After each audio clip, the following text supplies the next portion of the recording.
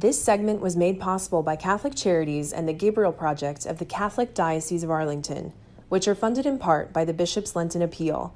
We thank all who support this critical appeal and the ministries it funds.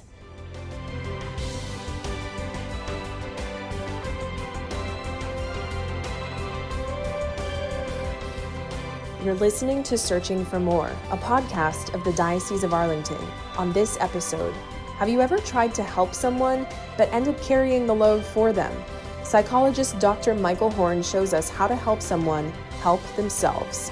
This talk was recorded at St. Teresa Catholic Church in Ashburn, Virginia.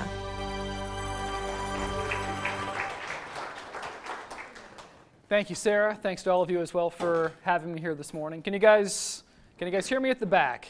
Excellent. I'm normally not accused of being too quiet. Having three very rambunctious children at home, the one thing I have to be at all times is louder than them, so they can actually hear important things like, it's dinner time, or you need to take the cat out of that box right now. So, as Sarah said, I'm the Director of Clinical Services for Catholic Charities here in the Diocese, and I'm trained as a clinical psychologist. As Sarah alluded to, my path to psychology was atypical. Studying television in undergraduate, studying television, that's what I convinced my parents I was doing, was really rigorous academic research on the X-Files and Scorsese movies and things like that. But hey, but in sort of the midst of coming to where I am now, I actually spent some time teaching at a school in Maryland for kids who had been, shall we say, asked to take a break from the DC public school system. Now, let me tell you, it is really, really difficult to get kicked out of the DC public school system. You basically have to get in multiple fights with teachers and then refuse to apologize while calling them whatever string of names you could possibly imagine. So anyway, I did that for about 18 months. I was an English teacher at one of these schools. My very first day was exciting. A kid tried to stab me in the face with a screwdriver, and I yanked it out of his hand and said, "Get out of my chair," and I'm teaching Shakespeare. And I did. And it worked reasonably well, but there were a lot of times during that year that I felt incredibly frustrated. I'm here to teach English. I'm trying to get through Romeo and Juliet with these high schoolers, but what am I actually doing? I'm breaking up fights. I'm waking kids up who are falling asleep in my classroom, and at best, I feel like I'm a babysitter. This is a difficult time, and I talked to a colleague of mine who'd done this for a long time, and she said something incredibly wise to me. She said, "Look, I know you've got a big heart. You can't save all these kids. You won't save most of these kids. In fact," and I think about this, most of the students that I worked with were already involved in the juvenile system. Many were living in group homes. Statistically, most of these kids were involved in some sort of criminal or gang activity and probably would not live into their 30s. So if that's what you're facing day in and day out, it can get pretty bleak. She said, what you have to look for are the times that you can actually show the kids that you care. Because what you're doing isn't saving lives, you're planting seeds. Now, living in Fredericksburg, I like to garden. What do we do when we garden? You put something very small in the dirt and you walk away. That is about the most boring activity it is possible to do. You put something very, very tiny in dirt and then you leave. But then what happens? 3, 4, 5 months later, you get flowers, you get vegetables, you get tomatoes, you get whatever you've happened to have grown and cared for. But that first act, we don't know what's going to happen to that seed. That seed might grow and flourish. That seed might get eaten. That seed might die.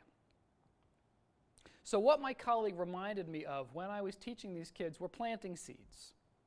We may never see the fruit of our effort, but if you are conveying without any reservation that you believe in these kids, that you care about these kids, that you think that these kids can achieve incredible things, some of them, that'll resonate. And it might be 2 years, it might be 5, it might be 10, but someday they might wake up and say, you want to know what? Someone actually believed in me and thought I could do more than this. So we'll never see the fruit, my friend told me, but we can't stop planting those seeds. I think it's fair to say, based on the work that you all do, you probably know what I'm talking about. I'm willing to bet that most of you got into the line of work that you did, the volunteer work, the work in crisis pregnancy, the work with people living on the margins, because you care.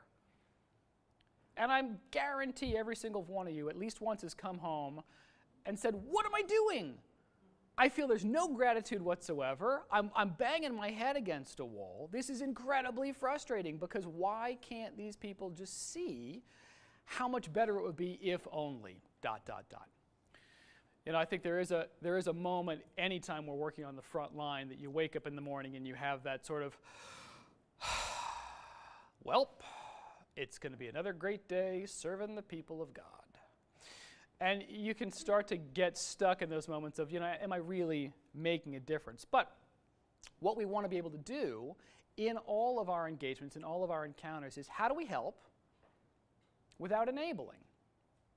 How do we help in such a way that it actually is going to plant those seeds? How do we help in a way that isn't going to leave us frustrated or somebody else feeling disrespected? How do we hit that balance of helping in the most helpful way?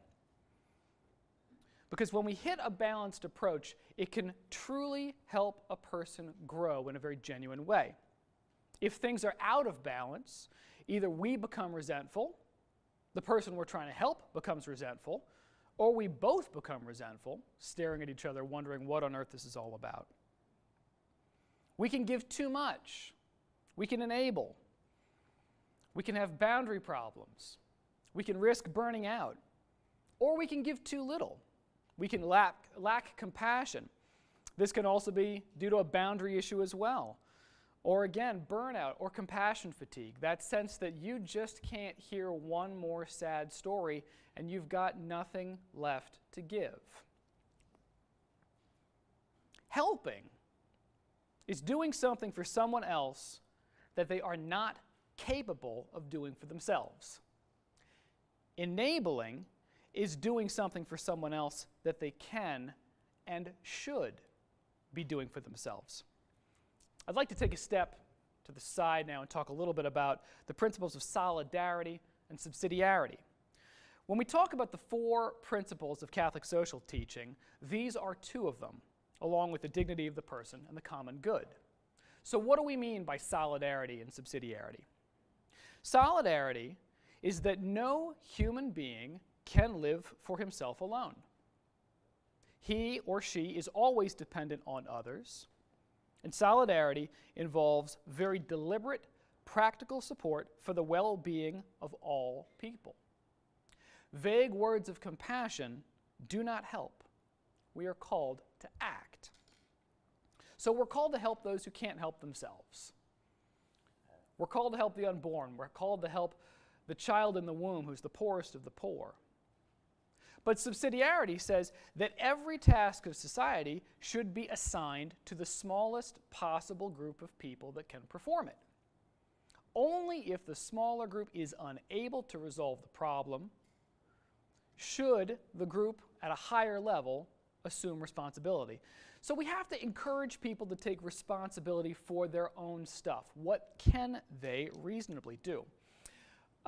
St. Teresa of Calcutta, Mother Teresa, there's a fantastic story about her. Someone was interviewing her in one of her many locations in India, and they saw somebody in a wheelchair being pushed down the hall of this medical facility. And they said, how great that your sisters, your nuns, are pushing this person in the wheelchair. What a sign of compassion, what a sign of dignity. And Mother Teresa, in the way that only Mother Teresa could, said, yes. And they will do that until the day that that person is strong enough to push themselves. At which point, nobody's pushing them anymore. Because when we are strong enough to do for ourselves, we should do for ourselves. When the people we are serving are able to provide for themselves, we should allow them to do that. We all know the old axiom, if you give a man a fish, he eats for a day. And if you teach a man to fish, either he eats for life or he has a great excuse to get out of the house when his in-laws come. So we have to think about what is it that we are doing, what is the help that we are providing, and what is the impact, not just in the moment, but in the future. What is the end? What is the ultimate goal? Are we helping a person move towards flourishing? Or, in our good intent, are we keeping them stuck? Let me give you this example. So I mentioned my children. My wife and I have 3 children at home. Our son is 8, and our girls are 5 and 3. They are wonderful and have more energy than any tiny person should have, and I don't know the last time that I've gotten more than 4 hours of sleep in a row. But we are truly blessed, and it's a joy to have them. Let's say with my 8-year-old, I'm tying his shoes. Well, that would be fine when he's 3. If you have a 3-year-old, okay, we're heading off to Mass, I'm going to tie your shoes. Right. 5, okay, we got to go. Run on tight on time, I'm going to tie your shoes. 8, all right, I'm tying your shoes. Am I still tying his shoes at 10? If so, why? Because if I tie my son's shoes every day until freshman year in college, there are going to be some significant problems. The first and most obviously, he's never going to learn to tie his shoes. And I don't want my son at 18 either wearing nothing but slippers or saying, Dad, I got class in 20 minutes. I really need my shoes tied. Can you help me out here? So one, if I do it for my son every day of his life, he's never going to learn to tie his shoes. But there are other repercussions as well. If I tie my son's shoe every day, will he start to believe that he's not smart enough to tie his own shoe? Gosh, Dad's doing this for me. This must be really complicated. If Dad's doing it for me, it must be because he thinks I can't do it on my own. And the third point is that this will have a negative impact on his self-concept. Well, geez, if I can't tie my shoes, what else can't I do? Maybe I'm stupid. I don't understand. Why is it that I'm not doing this on my own? Within all these things, we need to stop and ask, what is our motivation? Why am I tying my son's shoe every day? Now, there could be some legitimate reasons. I'm rushing to get somewhere, and I don't have time for my son to take 4 minutes to tie his shoes. We are late. Every time we go to Mass, we are racing farther down the aisle, because we're one of those families, and sort of sneaking in on the side. We're always late. We got to be there. I don't have time for you to tie your shoes for 5 minutes. I'll just do it for you. Am I worried that if my son doesn't tie his shoe properly, he's going to trip? Oh my gosh, if he steps on his shoes, he could trip, he could break his arm, he could chip a tooth, he could get a concussion. I've got to make sure his shoelaces are tied. Or do I not want him to look like a mess? Oh, we're rolling in, your hair's not combed, your shirt's all over the place, nobody's ironed anything, your shoelaces are undone. We look like we just, rolled out of bed. I don't want to be known as that family. So what's our motivation? Am I okay with my son not doing something perfectly while he's learning? And at its heart, is this more about me than my son? I don't want to be late. I'm worried what other people are going to think about you. I'm worried about how this reflects on our family. I don't trust that things are going to go well and that you're going to be safe. So we have to consider in our encounters with the people we serve, what is our motivation? I don't want you to fail. That's going to look really bad on me. Because I need to be a super volunteer. I need to be 2 steps away from sainthood. Anybody who works with me, I want them to not walk but fly out of whatever meeting they're in with me. I want them to have an instant and miraculous turnaround in their lives. That would be great. But I don't think it's something that we should aspire to. Let me talk for a moment about the idea of love and expectation. Now, when I speak about this, it is normally in the context of parenting. However, it's true for all relationships. And, not to be pejorative, oftentimes when we are helping people, it can feel almost like a parenting role. Now, that's not to say that we want to take responsibility for them. That's not saying we are ignoring the fact that they are adults and should make their own decisions. But there is some truth to, well, you know what, if you had your life all together, you probably wouldn't have come into my office in the first place. So how can I help give what maybe you never got so that we can get you to a place of health and flourishing? So within this, there are 4 types of parenting. Imagine, if you will, a chart with 2 axes, love and expectation. You can have high love, you can have low love. You can have high expectation, you can have low expectation. And depending on how you are using these different things in a relationship, you get 4 very different outcomes. And I'll give you a hint, 3 of them are not good. So let's talk about this for a second. If we have high love, but no expectations, this is a permissive style. You want to eat cake for breakfast, sweetie? Go ahead. That sounds fantastic. Oh, you don't like brushing your teeth? That's fine. I'm sure the dentist will be completely okay with all of this. Anything you want. We're giving the person or a child so much with no guidance, with no limitation, they just sort of run wild. And then get very surprised when the world isn't as permissive as we are. Oh, I didn't know that 65 miles an hour was a law. I just thought it was a suggestion. I was in a hurry. I was hungry.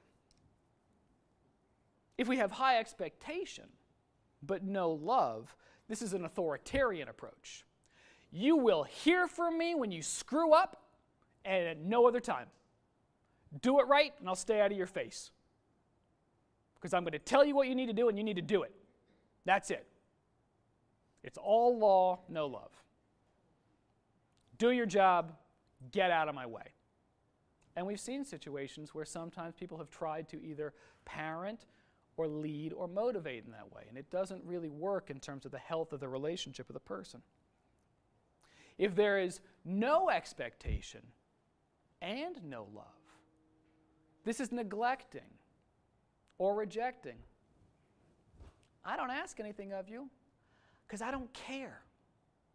You're not worth my time. I am not remotely going to be bothered by anything because you don't matter to me. So we've seen the 3 ways that don't work. What do we have when we have high love and high expectation?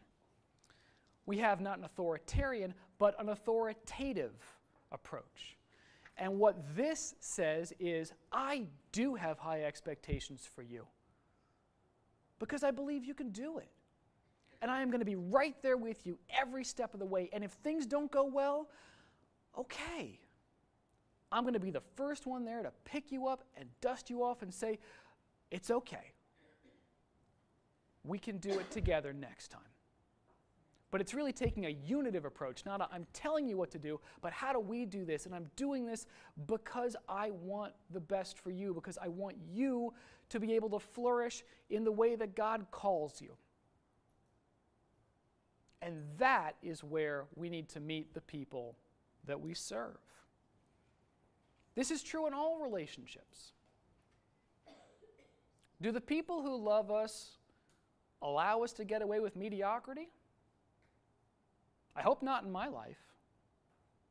I want the people who love me to hold me to a standard that is suitable, not just the bare minimum. I want people to challenge me. I want people to help me grow, just like I want to do the same for them.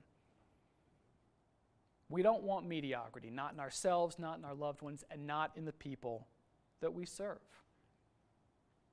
We must help each other flourish, because it is flourishing that lasts and is truly transformative. So what does this look like when working with clients?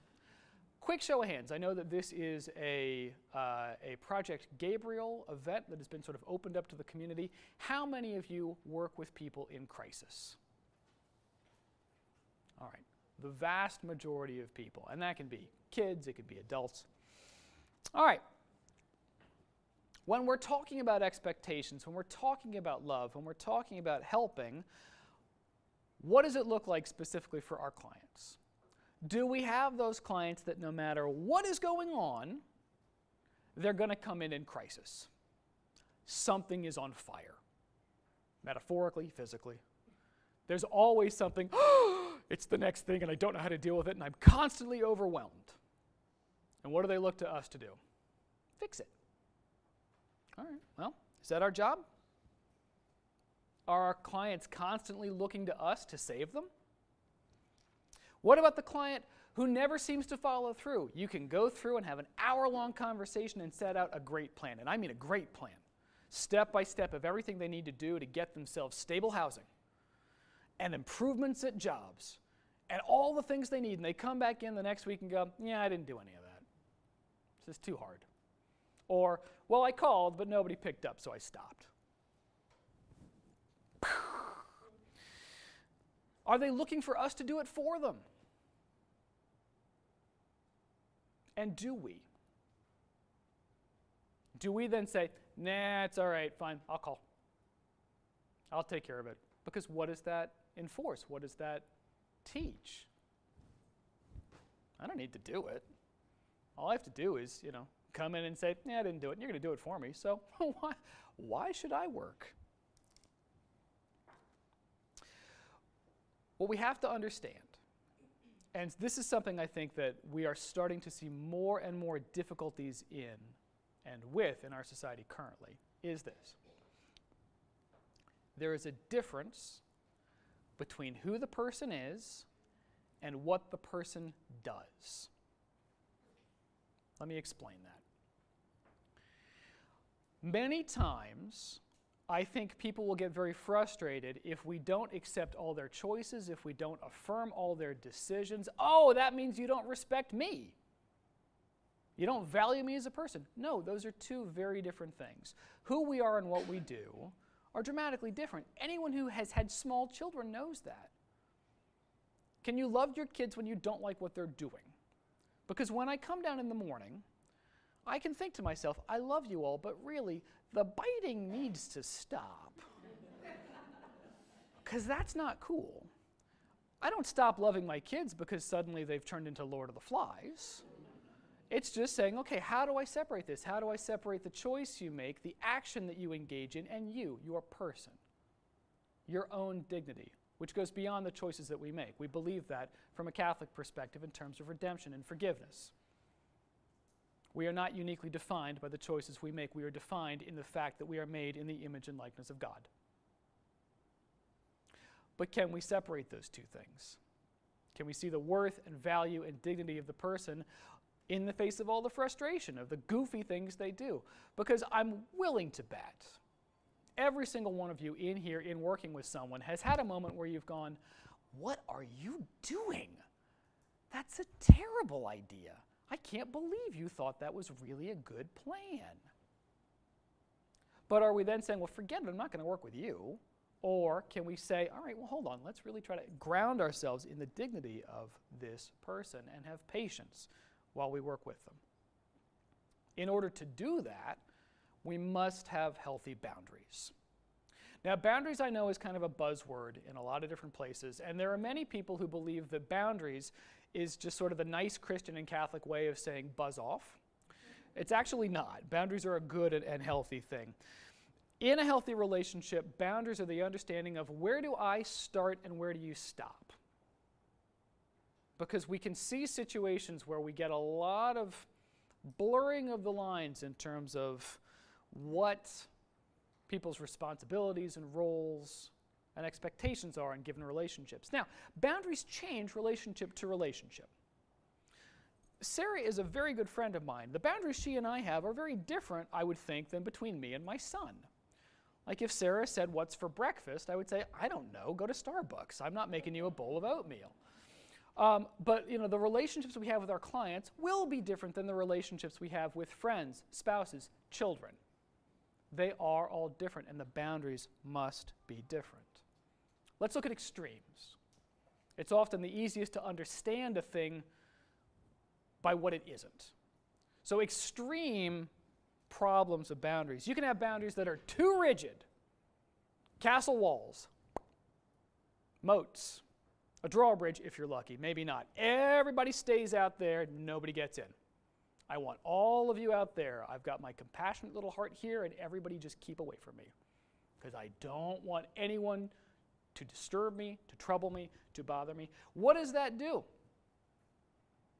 It isolates us from other people, and it kills compassion. Now, as a side note, why does that happen?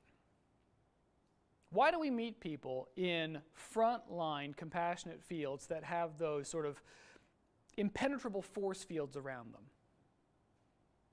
Because they're human and they've gotten burned before. Because they've put their heart out there and their heart's been deeply wounded.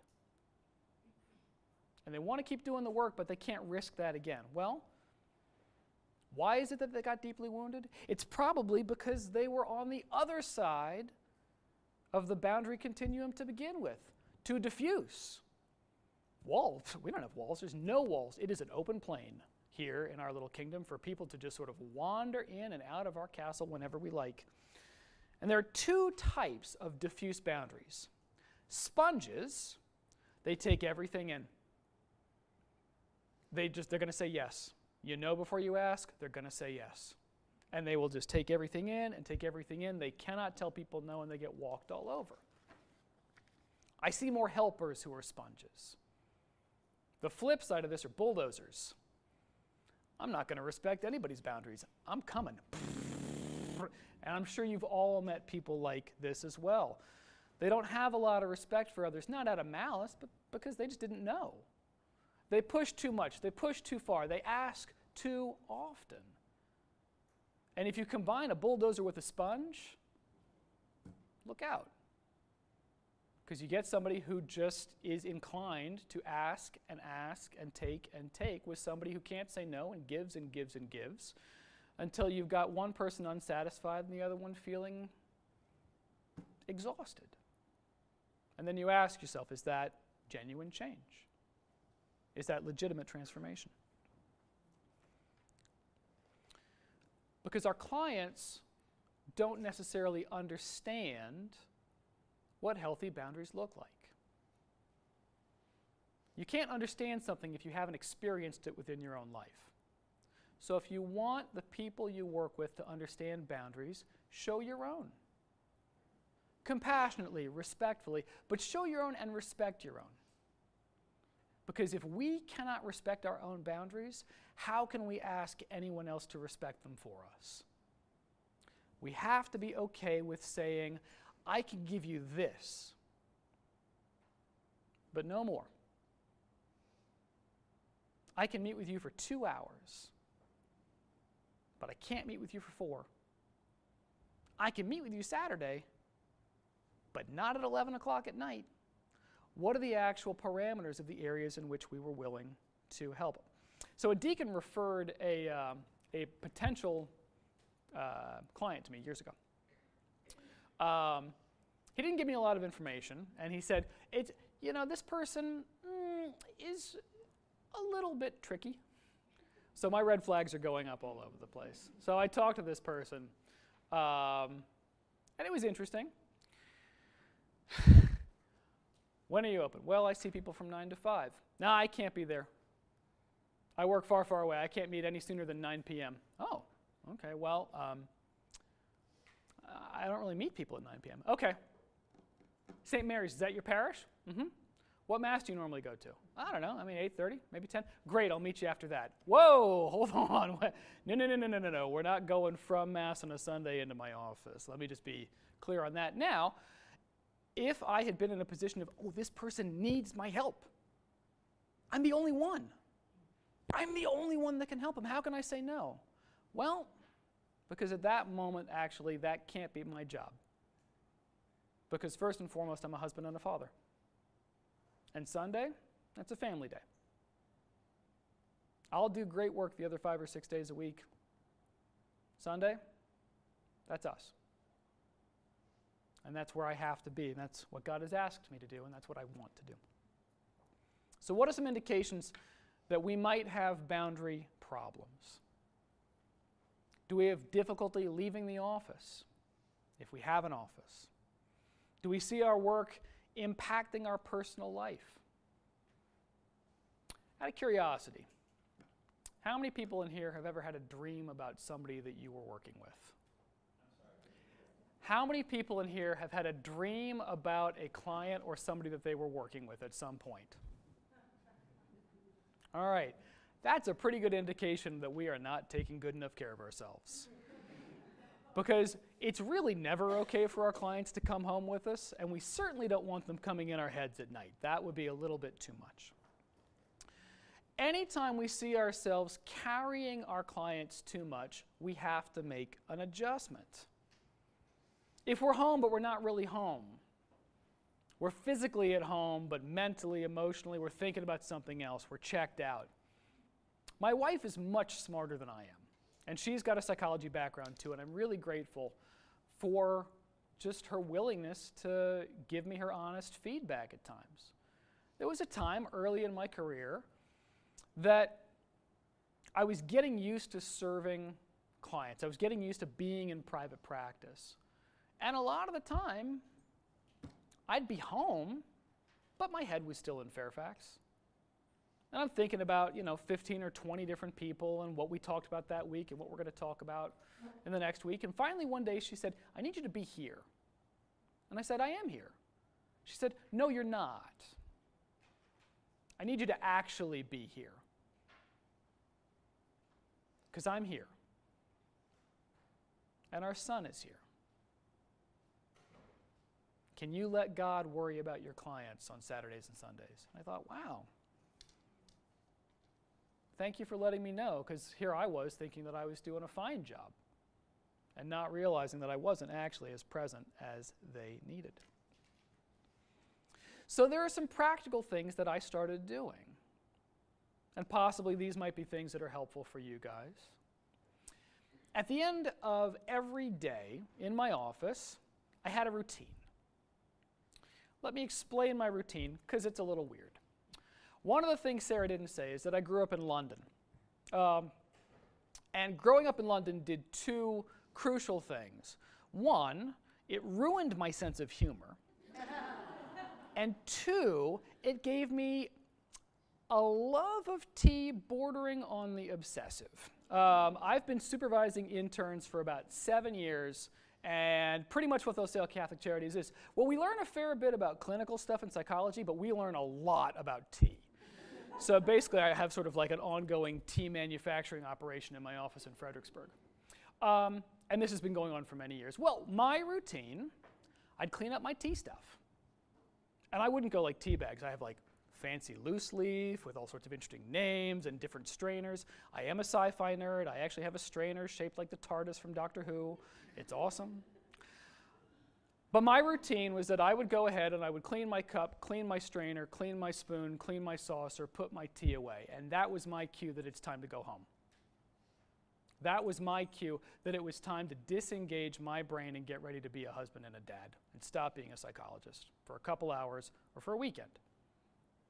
On the really hard days, when people who had an incredible amount of courage would come and tell me the crosses that they were bearing, the sufferings that they experienced, it impacts you.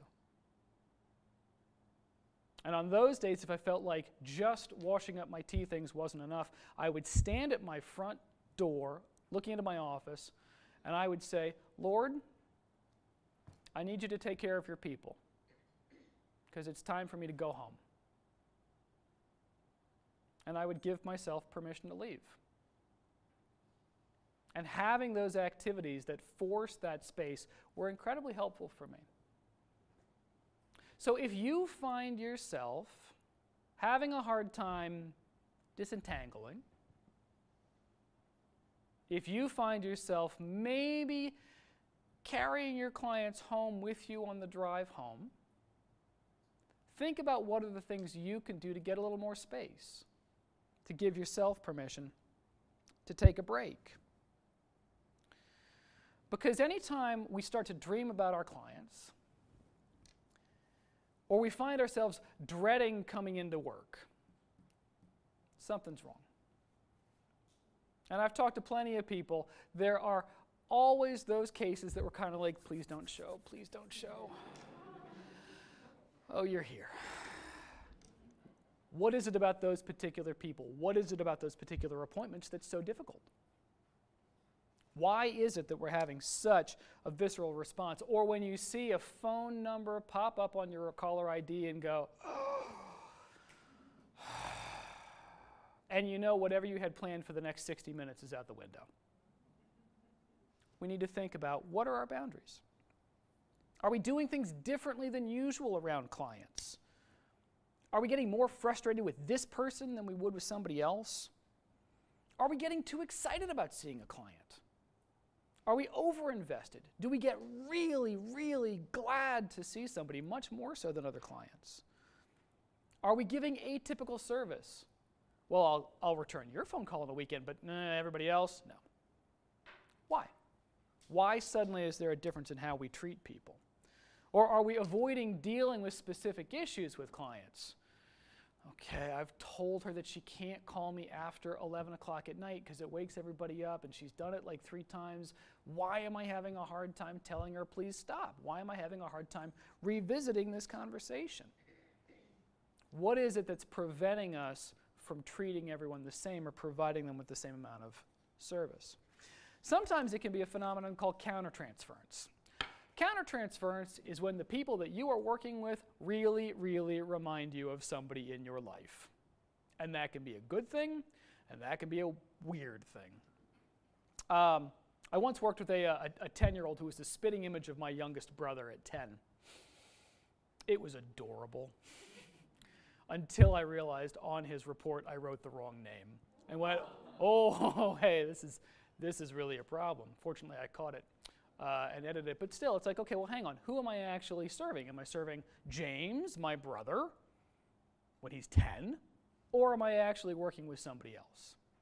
Now, that could be a good example of countertransference when you're predispositioned to really like somebody. But what if you have somebody who reminds you of that really challenging aunt who always said the awkward stuff at Christmas, and you just dreaded getting cornered, wondering what off-the-wall thing was going to get asked, and you're sitting there going, please, just leave me alone. Please give me one family holiday where I don't have to have an awkward conversation here. So be aware of that and remind yourselves that just because somebody reminds you of somebody else, it doesn't mean it is that person. We may emotionally react as if it is that person, but we have to remember, okay, this is a different person and a different relationship, good or bad. Sometimes a client situation may be too close to home. And we can feel a lot of stuff going on internally. A colleague of mine called me up a couple years ago and said, all right, I got to talk something through. All right, what's up? I'm having a really hard time with a client of mine. She's in her mid-20s. And I think I know why it is, but I just need to talk through it. Okay. What's the situation?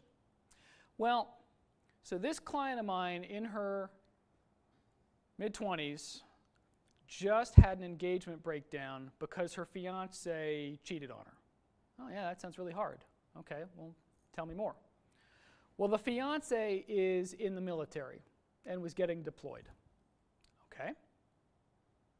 And then my colleague said, I'm really worried because my boyfriend is about to get deployed. And I've been having these same sort of concerns. How do I keep those things separate? How do I help my client and keep my own stuff separate? Keep my own worries, my own concerns, my own experiences, my own fears completely independent of my ability to work with this person. Well, if a situation is too close to home, it doesn't mean we can't work with the person. We just need to be aware of what the problem is. Be aware of it, note it, stay focused, be present with the client, and then go home and deal with stuff.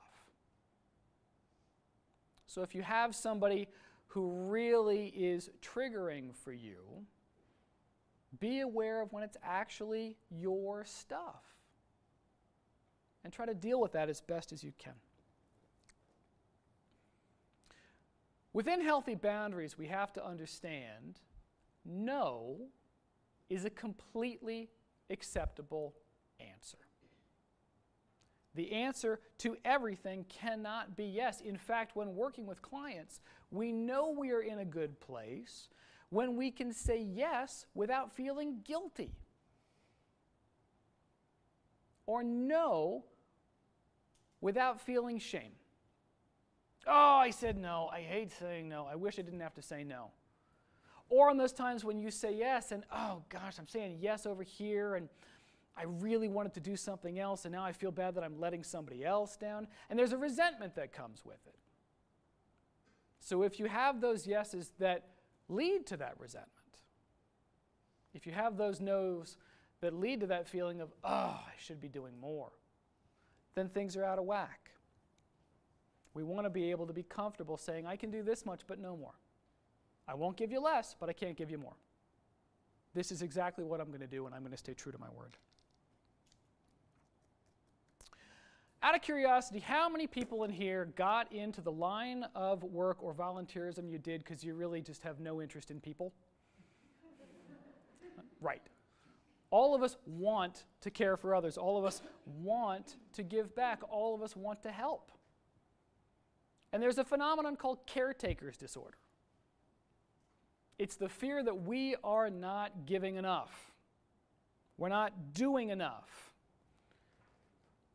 And the belief that we are solely responsible for fixing our clients and their situations. But we have to look at our own reasonable ability to help and ask, honestly, sincerely, reasonably, have I done everything that I can? An analogy that I like to use is this. The human body contains 8 pints of blood.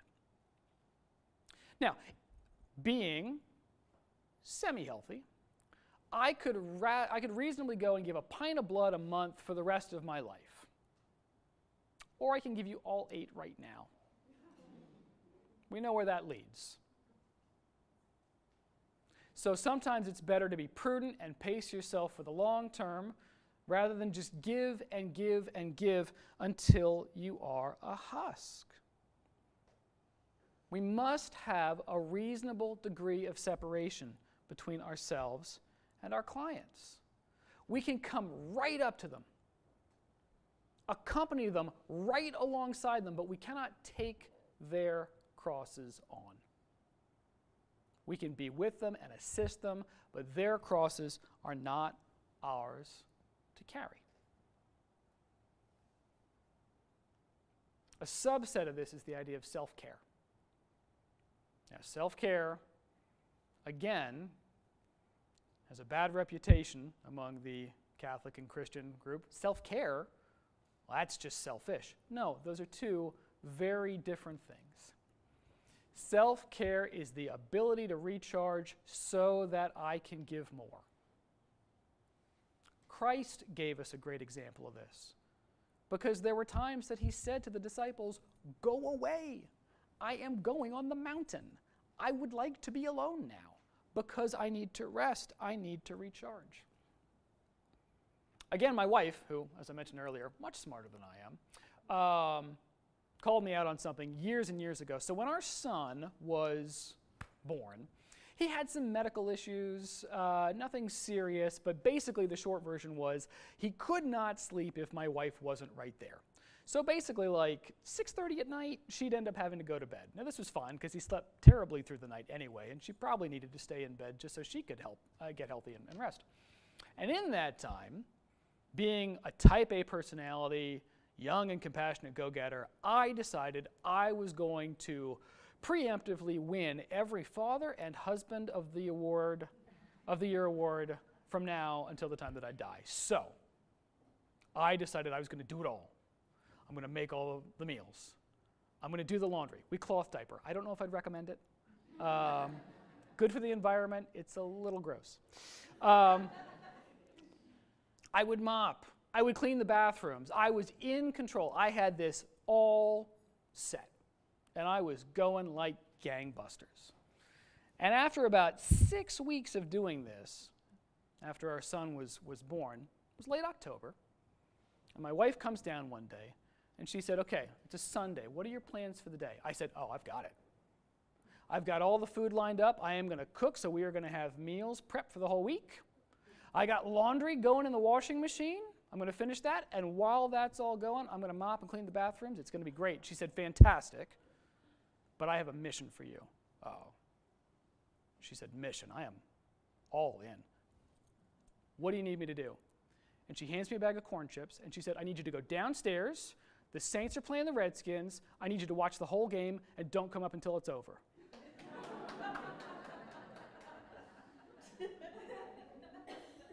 Okay. And she stopped me. She said, look, I am so appreciative of everything you've done over the last 6 weeks. You are keeping this house afloat. But I need you well and healthy for the next 6 decades. And at the rate you're going, you will burn yourself out in 6 months. Go rest. Take care of yourself. Best advice she ever gave me. Saints won that game. It was spectacular. But it's times like that we have to be willing to take care of ourselves because we have big hearts, and big hearts just mean it's easier to bleed out. Big hearts mean we have to take care of ourselves so that we can be in the best position to serve for a long time, to care for a long time, to love compassionately, courageously for a long time without getting exhausted and resentful and burned out. So in conclusion, before I open it up to some Q&A, in everything we do, I would encourage you all to consider 3 things. The first, ask yourself, what does this person truly need from me right now? Not what do they want, what do they truly need? Second, how will my action help them move towards flourishing? And think long term. One of the priests in the diocese told me about a term that gets used in training confession, in how to hear confessions, and it's called gradualism. Gradualism. The principle of gradualism is this. We're going to meet people where they are, but not leave them there. So that's what we're trying to do. We want to meet people where they are, but not leave them there. We want to help them progress. So the idea is gradually help them take those steps towards flourishing. Gradualism.